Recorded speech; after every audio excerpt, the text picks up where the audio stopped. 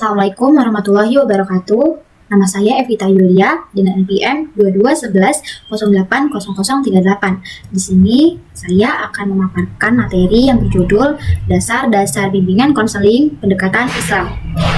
Konsep dasar bimbingan konseling pendekatan Islam. Yang pertama, pengertian bimbingan. Pengertian bimbingan secara umum dikemukakan oleh Prayitno bahwa bimbingan merupakan proses pemberian bantuan yang dilakukan oleh orang yang ahli kepada seseorang atau beberapa orang individu, baik anak-anak, remaja, maupun dewasa, agar orang yang dibimbing dapat mengembangkan kemampuan dirinya sendiri dan mandiri dengan memanfaatkan kekuatan individu dengan sarana yang ada dan dapat dikembangkan berdasarkan nilai-nilai yang berlaku. Proses bimbingan merupakan usaha yang sadar yang dilakukan oleh orang yang memiliki kompetensi dalam bidang bimbingan maupun konseling yang diberikan kepada personal maupun komunal dalam rangka untuk mengembangkan kemampuan individu secara mandiri agar individu dapat memahami dirinya sendiri. Bimbingan merupakan sebuah istilah yang sudah umum digunakan dalam dunia pendidikan. Bimbingan pada dasarnya merupakan upaya bantuan untuk membantu individu mencapai perkembangan yang optimal. Selain itu, bimbingan yang lebih luas adalah suatu proses hubungan pribadi yang bersifat dinamis, yang dimaksudkan untuk mempengaruhi sikap dan perilaku seseorang. Yang kedua, suatu bentuk bantuan yang sistematis atau selain mengajar kepada murid atau orang lain untuk menolong, menilai kemampuan dan kecenderungan mereka dengan menggunakan informasi itu secara efektif dalam kehidupan sehari-hari. Yang ketiga, perbuatan atau teknik yang dilakukan untuk menuntun murid terhadap suatu tujuan yang diinginkan dengan menciptakan suatu kondisi lingkungan yang membuat dirinya sadar tentang kebutuhan dasar, mengenal kebutuhan itu, dan mengambil langkah-langkah untuk memuaskan dirinya. Bimbingan dilakukan secara terus-menerus dan sistematis. Artinya, bimbingan tidak hanya diberikan secara kebetulan dan sekali waktu saja, melainkan dilakukan dengan sistematis dan tersusun dengan cara memfasilitasi dan menuntun agar individu yang diberikan bimbingan memiliki kemandirian dalam mengambil keputusan secara tepat sehingga tercapainya tujuan yang telah ditetapkan sesuai dengan tugas-tugasnya. Secara prinsipil, baik di sekolah maupun lingkungan masyarakat, pelaksanaan bimbingan dapat dilakukan secara personal atau individu maupun kelompok, tergantung muatan materi yang disampaikan, kasus yang terjadi, serta mode yang tepat untuk dipergunakan. Ada kalanya pelaksanaan bimbingan dilakukan secara individual karena tingkat kebutuhan yang dialami berbeda dengan individu lainnya. Selanjutnya, pengertian konseling. Dalam praktik kehidupan sehari-hari, pengucapan kata bimbingan sering digandengkan dengan kata konseling yang menjadi bimbingan konseling atau bimbingan dan konseling karena memang keduanya memiliki hubungan yang sangat erat dalam istilah pendidikan. Satu kalangan berpendapat bahwa bimbingan dan konseling adalah satu kesatuan yang memiliki arti dan tujuan yang identik, sehingga menggunakan istilah satu dari keduanya sudah cukup mewakili yang lain. Sementara di pihak lain mengatakan bahwa bimbingan dan konseling adalah dua hal yang berbeda, baik konsep dasarnya maupun cara kerja dan teknis pelayanannya. Bimbingan lebih identik dengan pendidikan maupun pembelajaran, sedangkan konseling lebih menekankan sisi psikoterapi kejiwaan, yaitu kegiatan menolong individu yang mengalami gangguan psikis baik sadar maupun tidak sadar dialami oleh individu. Belakangan ini, ada pihak lagi yang berpendapat bahwa seluruh aktivitas atau kegiatan layanan bimbingan merupakan inti dari konseling, sehingga konseling dianggap sudah mewakili seluruh layanan dalam bimbingan. Dalam hubungannya dengan bimbingan konseling, kata Islam atau Islami memiliki relevansi terhadap visi dan misi bimbingan konseling Islam itu sendiri, agar bimbingan konseling dibahas dalam ruang lingkup ajaran Islam, sehingga aktivitas yang berhubungan dengan bimbingan konseling, khususnya di madrasah, sesuai dan mengacu pada ajaran Islam yang dibawa dan disampaikan oleh Nabi Muhammad SAW. Selain itu, berbagai aspek atau komponen yang terkait dengan bimbingan konseling Islam seperti visi, misi, tujuan, kurikulum atau program, proses layanan, konselor atau guru BK, konseli atau siswa, sarana, pengelolaan, evaluasi, dan sebagainya sejalan dengan misi ajaran Islam yang berdasarkan kaidah Al-Quran dan Al-Hadis sebagai sumber ajaran Islam. Dengan demikian, pembahasan mengenai bimbingan konseling dari pendekatan agama Islam sangat dibutuhkan dengan tanpa mendiskreditkan bimbingan konseling umum untuk menambah khazanah kajian keislaman di lingkungan perguruan tinggi Islam. Hasan Asy'ari dalam Rasyidin mengomentari tentang pencantuman kata Islam dalam nama-nama disiplin tersebut dapat dilihat sebagai indikasi masih perlu penegasan identitas keislaman. Tentu saja tidak sulit sama sekali untuk melihat bahwa misalnya hukum Islam dan filsafat Islam jauh lebih mapan ketimbang komunikasi Islam, ekonomi Islam, pendidikan Islam, atau konseling Islam. Hal yang pasti adalah bahwa disiplin-disiplin tersebut sebagiannya masih dalam proses atau menjadi pada tingkatan yang saling berbeda-beda. Dan dengan masa depan yang sangat terbuka, sebenarnya seperti konseling Islam, jelas masih sangat awal dalam proses menjadi itu. Sedangkan ilmu bimbingan konseling konvensional yang lebih lama belum sepenuhnya tuntas, apalagi bimbingan konseling Islam yang baru muncul. Telah jelas kiranya kemunculan bimbingan konseling Islam dalam kancah keilmuan modern jelas belum merupakan budaya laten pemikir muslim, melainkan adanya perasaan risih yang muncul dari dalam diri, melihat fenomena faktual, konsep bimbingan konseling konvensional yang lebih mengutamakan dimensi material dan menyampingkan dimensi spiritual manusia. Bimbingan konseling Islami menuntut adanya pemahaman individu terhadap dirinya akan keberadaannya sebagai khalifah di bumi dan makhluk ciptaan Allah yang harus menjalankan perintahnya. Bila bimbingan konseling Islam terus menjadi kajian oleh pakar muslim, pada gilirannya penulis berkeyakinan akan ditemukan konsep yang mapan tentang bimbingan konseling Islam secara utuh, karena ilmu ini menjadi kebutuhan umat Islam untuk meminimalisir pelanggaran yang dilakukan oleh umat Islam itu sendiri. Adapun bimbingan konseling Islam atau agama menurut beberapa ahli dapat dikemukakan sebagai berikut. Pertama, Ahmad Mubarak berpendapat bahwa yang dimaksud dengan bimbingan konseling Islam adalah bantuan yang bersifat mental spiritual diharap dengan melalui kekuatan iman dan ketakwaannya kepada Tuhan, seseorang mampu mengatasi sendiri problema yang sedang dihadapinya. Mubarak juga menyebutkan bahwa yang dimaksud dengan konseling Islam adalah al-isyrad al-nafs yang diartikan sebagai bimbingan kejiwaan, satu istilah yang cukup jelas muatannya dan bahkan bisa lebih luas penggunaannya. Bimbingan kejiwaan yang dimaksud bukan sebatas yang bersifat abstrak saja, akan tetapi melatih konseli untuk mampu memperoleh ahlak kuliah. Kedua, pengertian konseling Islam menurut Thohari Musnamar adalah proses pemberian bantuan terhadap individu agar menyadari kembali akan eksistensinya sebagai makhluk Allah yang seharusnya hidup selaras dengan ketentuan dan petunjuk Allah, sehingga dapat mencapai kebahagiaan di dunia dan di akhirat. Yang ketiga, Az-Zahrani dalam bukunya yang berjudul Konseling Terapi menjelaskan bahwa konseling dalam Islam adalah salah satu dari berbagai tugas manusia dalam membina dan membentuk manusia yang ideal. Konseling merupakan amanat yang diberikan Allah kepada semua Rasul dan Nabi-Nya. Dengan adanya amanat konseling inilah, maka mereka menjadi demikian berharga dan bermanfaat bagi manusia, baik dalam urusan agama, dunia, pemenuhan kebutuhan, pemecahan masalah, dan lain-lain. Keempat, Lahmuddin Lubis berpendapat bahwa bimbingan Islami merupakan proses pemberian bantuan dari seorang pembimbing atau konselor atau helper kepada konseli atau helper. Dengan pelaksanaan pemberian bantuan, seseorang pembimbing atau helper tidak boleh memaksakan kehendak mewajibkan konseli atau helper untuk mengikuti apa yang disarankannya, melainkan sekadar memberi arahan, bimbingan, dan bantuan yang diberikan itu lebih terfokus kepada bantuan yang berkaitan dengan kejiwaan atau mental dan bukan yang berkaitan dengan material atau finansial secara langsung.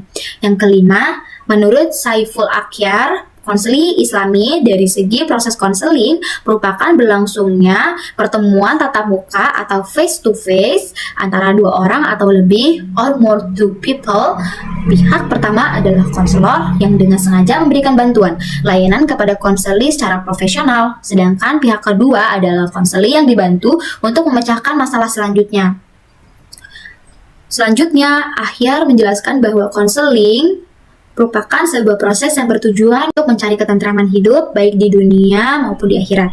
Ketentraman hidup di dunia akhirat dapat dicapai melalui upaya yang senantiasa menjadikan Allah sebagai sandaran dalam berperilaku, sehingga setiap tindakan yang dilahirkan selalu mendapat perlindungan dan pertolongan Allah Subhanahu wa Ta'ala.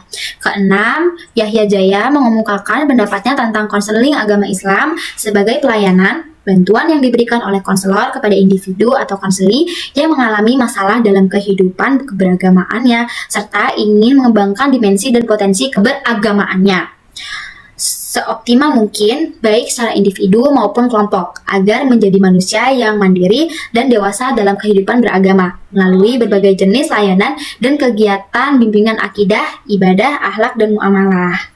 Paradigma dasar-dasar bimbingan konseling Islami. Paradigma bimbingan dan konseling Islam berakar kuat pada pandangan Islam tentang hakikat manusia dan kehidupan. Dalam perspektif Islam, manusia dipahami sebagai makhluk ciptaan Allah Subhanahu wa Ta'ala yang dianugerahi potensi yang utuh dan menyeluruh, meliputi jasmani fisik, akal intelektual, dan rohani spiritual. Ketiga, potensi ini tidak berdiri sendiri, melainkan saling terkait dan harus dikembangkan secara seimbang dan harmonis agar manusia mampu menjalankan fungsi al-ard atau pemimpin di bumi yang bertanggung jawab terhadap diri, masyarakat, dan lingkungannya. Ketidakseimbangan dalam pengembangan salah satu aspek tersebut diyakini dapat memunculkan berbagai permasalahan dalam kehidupan individu, baik dalam ranah pribadi, sosial, maupun spiritual. Mizi, paradigma bimbingan dan konseling Islam secara khusus menekankan pada proses takziyatun nafs atau pensucian jiwa sebagai inti dari proses konseling. Permasalahan yang dialami individu tidak semata-mata dipahami sebagai gangguan psikologis atau tekanan emosional belaka, tetapi juga sebagai indikasi adanya ketidakharmonisan atau ketidakterpaduan antara aspek jasmani, akal, dan rohani. Oleh karena itu, upaya penyelesaian masalah dalam konseling Islam tidak cukup dilakukan hanya melalui pendekatan psikologis rasional, tetapi harus mencakup perbaikan spiritual, penguatan iman, dan pembinaan akhlak, sehingga perubahan yang terjadi bersifat lebih mendalam dan berkelanjutan. Visi misi dasar-dasar bimbingan dan konseling Islam. Yang pertama, visi bimbingan dan konseling dengan pendekatan Islam. Visi bimbingan dan konseling dengan pendekatan Islam adalah terwujudnya individu yang berkembang secara optimal sebagai manusia seutuhnya atau insan kamil, yaitu individu yang memiliki keseimbangan antara aspek jasmani, akal, emosional, sosial, dan spiritual, serta mampu menjalani kehidupan sesuai dengan tuntunan Allah Subhanahu wa Ta'ala. Visi ini menempatkan manusia tidak hanya sebagai makhluk individu, tetapi juga sebagai makhluk sosial dan religius yang memiliki tanggung jawab personal, sosial, dan transendental. Yang kedua, ada misi bimbingan dan konseling dengan pendekatan Islam. Untuk mewujudkan visi tersebut, bimbingan dan konseling dengan pendekatan Islam memiliki sejumlah misi yang bersifat strategis dan operasional, yaitu membantu individu mengembangkan dan mengoptimalkan fitrah. Yang kedua, membantu individu memahami diri dan permasalahan hidup berdasarkan nilai Islam. Yang ketiga, membina kemandirian dan tanggung jawab moral individu. Yang keempat, menginternalisasikan nilai akhlak mulia dalam kehidupan sehari-hari. Yang kelima, mewujudkan kebahagiaan hidup dunia dan akhirat. Selanjutnya, ada tujuan dasar-dasar bimbingan dan konseling pendekatan Islam. Tujuan bimbingan dan konseling pendekatan Islam sebagaimana dimukakan oleh Az-Zaki adalah sebagai berikut. Pertama, untuk menghasilkan suatu perubahan, perbaikan, kesehatan, dan kebersihan jiwa dan mental. Jiwa menjadi tenang, jinak, dan damai atau mutmainah, bersikap lapang dada atau radiyah, dan mendapatkan pencerahan taufik hidayah Tuhannya atau mardiyah. Kedua, untuk menghasilkan suatu perubahan, perbaikan, dan kesopanan tingkah laku yang dapat memberikan manfaat baik pada diri sendiri, lingkungan keluarga, lingkungan kerja, maupun lingkungan sosial dan alam sekitarnya. Ketiga, untuk menghasilkan kecerdasan, rasa, atau emosi pada individu sehingga muncul dan berkembang rasa toleransi, setia kawanan, tolong-menolong, dan rasa kasih sayang.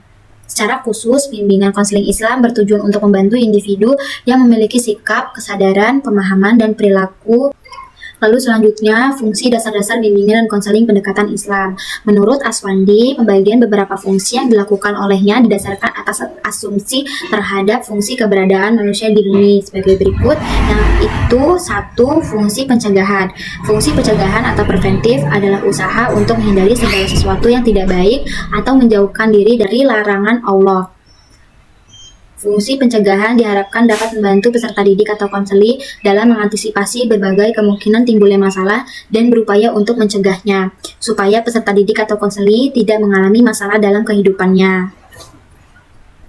Selanjutnya, yang kedua, fungsi pengembangan. Menurut Aswadi, maksud dari fungsi pengembangan adalah orang yang dibimbing dapat ditingkatkan prestasinya atau bakatnya.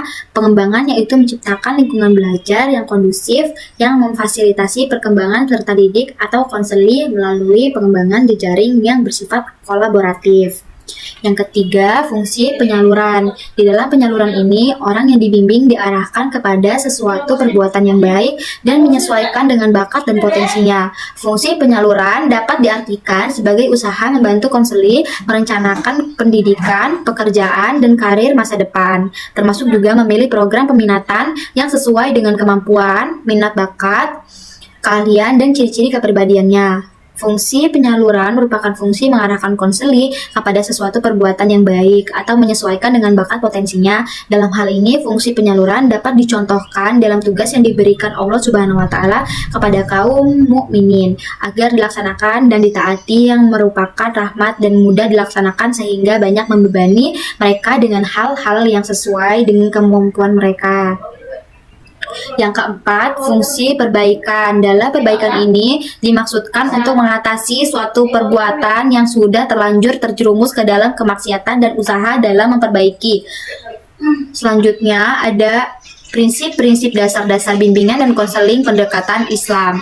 Pandangan yang lebih komprehensif dimunculkan oleh Anwar Sutoyo dalam disertasinya yang kemudian diangkat menjadi sebuah buku yang berjudul Bimbingan Konseling Islam, Teori dan Praktik, dengan melakukan klasifikasi prinsip-prinsip bimbingan konseling Islami menjadi 4 prinsip secara garis besar, yakni prinsip yang berkaitan dengan bimbingan konseling Islami, prinsip yang berkenaan dengan konselor, dan prinsip yang berkenaan dengan konseli, dan prinsip yang berhubungan dengan layanan konseling.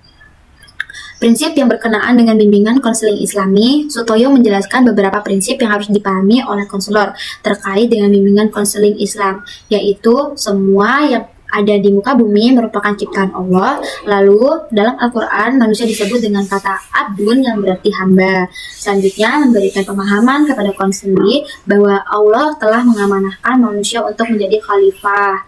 Selanjutnya manusia ketika lahir telah dibekali fitrah jasmani maupun fitrah rohani. Fitrah rohani dapat berbentuk iman kepada Allah. Selanjutnya dalam membimbing individu, seorang konselor harus mengembalikan kepada sumber pokok, yaitu Al-Quran. Selanjutnya, bimbingan konseling Islam diberikan sesuai dengan keseimbangan yang ada pada diri individu. Selanjutnya, manusia memiliki potensi untuk terus berkembang ke arah positif, sehingga dalam proses bimbingan konseling Islam ditujukan untuk dapat memandirikan kemampuan konseli agar konseli dapat memahami dirinya sesuai dengan ketentuan-ketentuan ajaran Islam. Selanjutnya, yang terakhir, Islam mengajarkan orang yang beriman lagi beramal soleh untuk saling menasehati. Selanjutnya ada asas-asas dasar-dasar bimbingan konseling pendekatan Islam.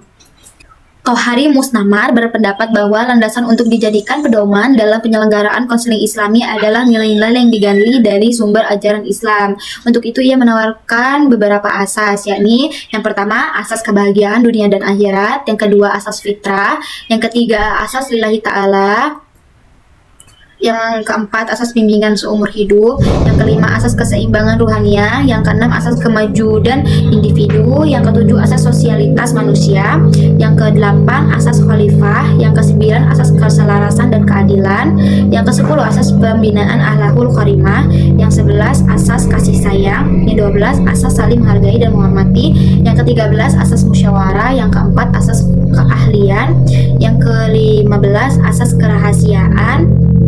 Bidang-bidang layanan BK. Pendekatan Islam dalam bimbingan dan konseling berpijak pada pandangan bahwa manusia adalah makhluk Allah yang diciptakan dengan fitrah, dibekali akal, kolbu atau hati, dan nafs, serta memiliki tujuan hidup untuk beribadah kepada Allah Subhanahu wa Ta'ala.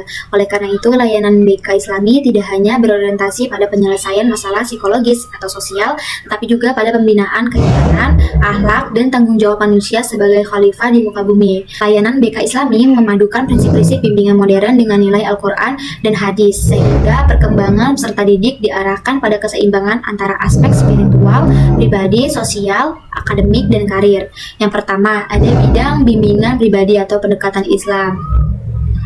Bimbingan pribadi dalam pendekatan Islam merupakan layanan yang membantu peserta didik memahami jati dirinya sebagai hamba Allah, mengenali potensi dan keterbatasan diri, serta mengembangkan kepribadiannya yang beriman, bertakwa, dan berakhlak mulia.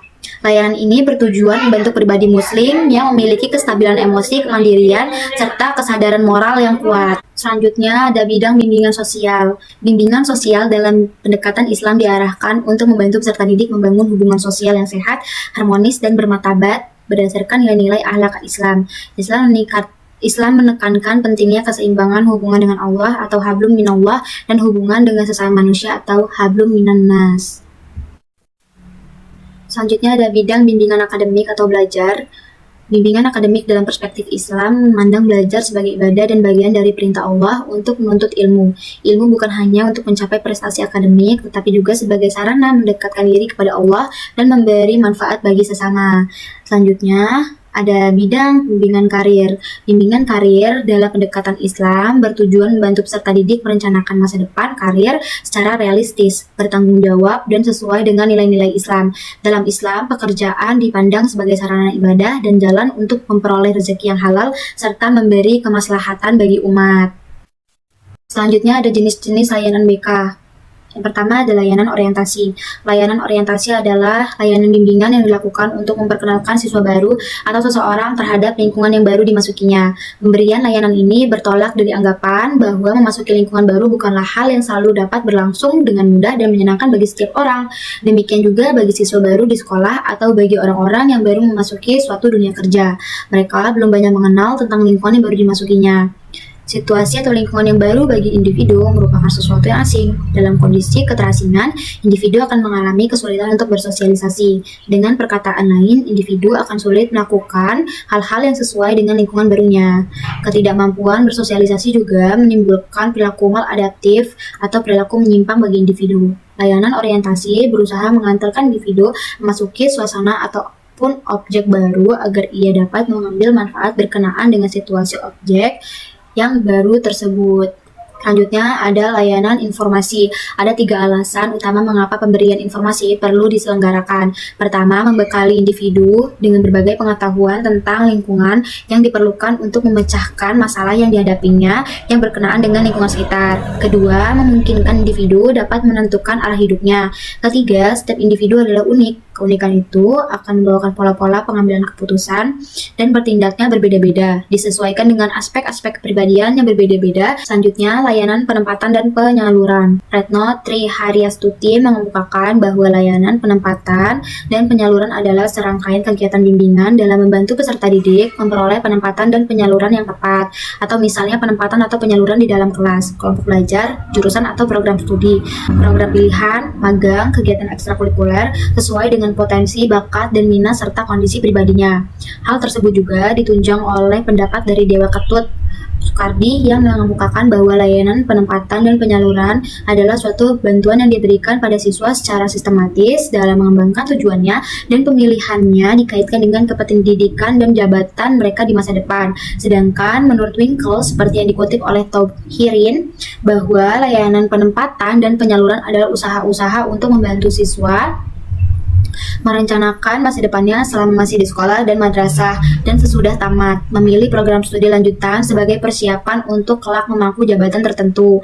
Potensi dalam diri peserta didik perlu dikembangkan secara optimal. Pengembangan potensi memerlukan kondisi dan lingkungan yang memadai. Layanan penempatan dan penyaluran membantu peserta didik untuk ditempatkan pada lingkungan yang lebih serasi agar potensi dalam yang ada dapat berkembang secara optimal. Individu dalam proses perkembangannya sering dihadapkan pada kondisi yang di satu sisi serasi atau kondusif, mendukung perkembangannya, dan di sisi lain kurang serasi atau kurang mendukung. Kondisi tersebut berpotensi menimbulkan masalah pada individu atau siswa.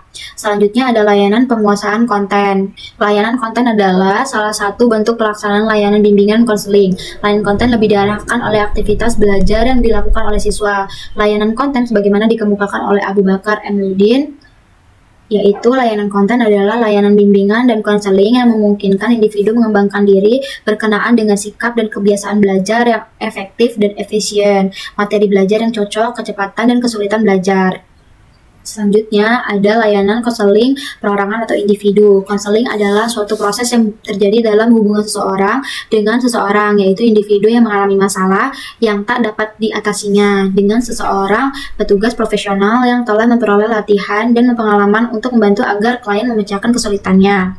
Konseling individual yaitu layanan bimbingan dalam konseling yang memungkinkan peserta didik atau konseli mendapatkan layanan langsung tatap muka atau secara perorangan dengan guru bimbingan dalam rangka pembahasan pengentasan masalah pribadi yang diderita konseli. Selanjutnya, layanan bimbingan kelompok. Menurut Prayitno, layanan bimbingan kelompok adalah suatu layanan bimbingan yang diberikan kepada siswa secara bersama-sama atau kelompok, agar kelompok itu menjadi besar, kuat, dan mandiri. Layanan bimbingan kelompok dimaksudkan untuk mencegah berkembangnya masalah atau kesulitan pada diri konseli atau siswa. Bimbingan kelompok dapat berupa penyampaian informasi atau aktivitas kelompok, membahas masalah-masalah pendidikan, pekerjaan, pribadi, dan masalah sosial. Siswa memperoleh berbagai bahan dari guru pembimbing yang bermanfaat untuk kehidupan sehari-hari, baik sebagai individu maupun sebagai pelajar, anggota keluarga, dan masyarakat, serta dapat dipergunakan sebagai acuan untuk mengambil keputusan. Selanjutnya, ada layanan konseling kelompok. Konseling kelompok yaitu layanan bimbingan konseling yang memungkinkan peserta didik atau klien memperoleh kesempatan untuk pembahasan dan pengentasan permasalahan yang dialaminya melalui dinamika kelompok. Layanan konseling kelompok merupakan konseling yang diselenggarakan dalam kelompok dengan memanfaatkan dinamika kelompok yang terjadi di kelompok itu. Masalah-masalah yang dibahas merupakan masalah pribadi yang dialami oleh masing-masing anggota.